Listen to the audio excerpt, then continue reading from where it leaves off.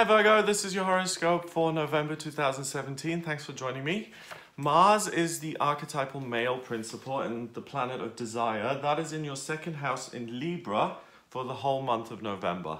Now Mars rules the sign Aries, which is on the other side of the chart. So in Libra, Mars is somewhat debilitated.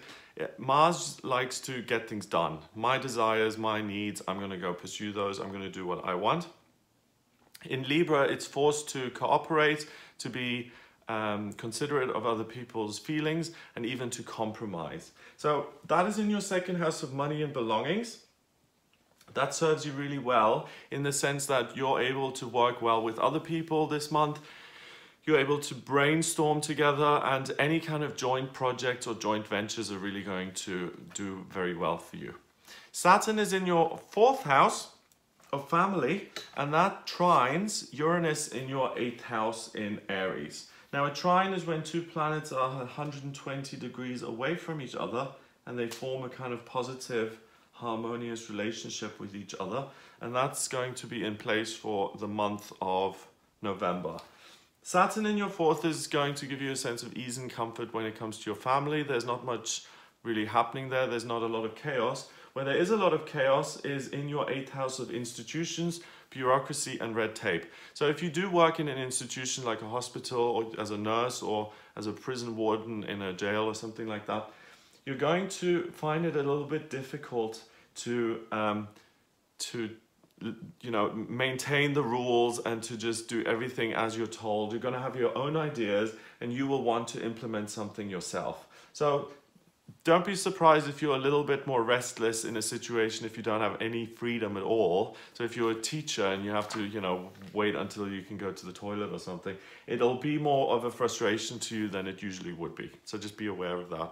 On the 4th of November, the full moon happens in Taurus, and that happens in your 9th house. Now I'll make a separate video on the full moon and the new moon to go into more detail. But for you, the 9th house is travel, education, expansion and growth. Taurus is the most earthy of all the signs. So during this full moon, something will grow. There's an opportunity to expand. It'll be a great time for you to just relax and to take a trip or to enjoy yourself or to do something fun in the real world and just to get out and about and to use this energy, which is really going to feel grounding and relaxing and peaceful to you. On the 5th of November through until the 19th, we've got Venus, the planet of love and beauty, going into the second house, and it is in Libra, the sign that it rules, so Venus is really happy there. And the male and female principle coming together is always a good sign. It kind of indicates new beginnings, a new life. And it's in your second house of money, so you can expect an increase in your finances or money coming to you via other people. Venus also conjuncts Jupiter, even though they're not in the same house, they're less than 10 degrees apart. So love and good luck in communication and in business is on your side. So if you put yourself out there, you can really achieve a lot here in November. On the 6th of November, Mercury moves into Sagittarius in your 4th house. Mercury is your ruler, it's the communication planet, and it sits on top of that Saturn there.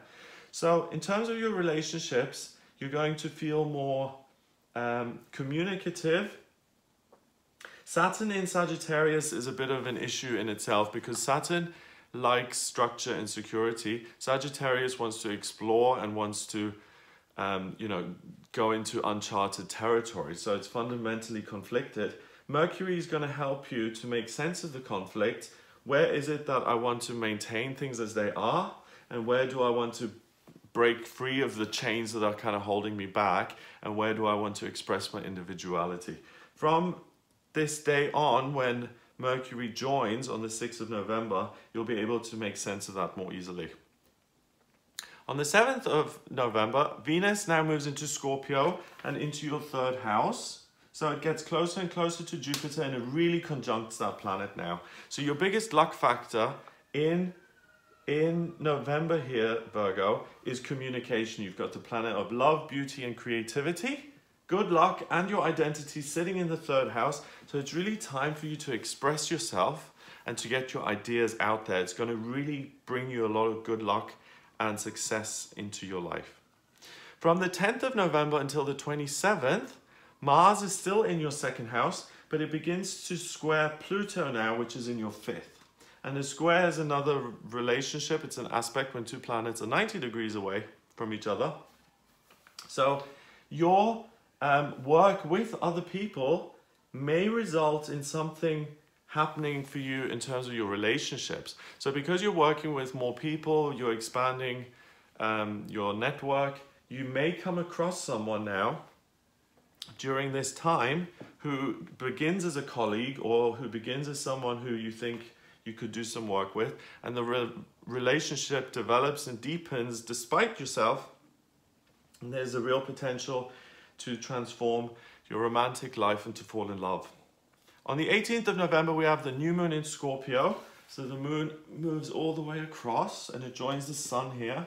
And the new moon is when the moon recharges itself and it pulls lots of energy in. It's pulling Scorpio energy in. So intuitively, you're going to be really, really on fire. I mean, Scorpio is a water sign, so your intuition is going to be heightened.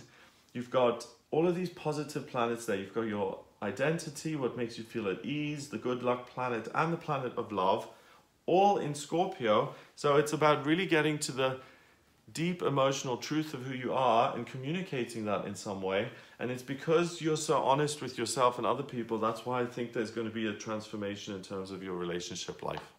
So it's the stuff that you're putting out there that's really helping.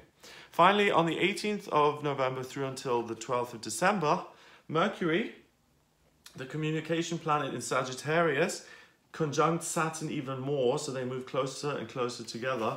So in terms of your relationships, you're really going to figure it out. You're going to figure out what works, what's relaxing, what's solid, and what's still missing, and what you want to go after. So it's like a stock take of, okay, I'm content in certain areas of my life, but I'm not content in other areas. So I'm going to make changes to fulfill that and really progress.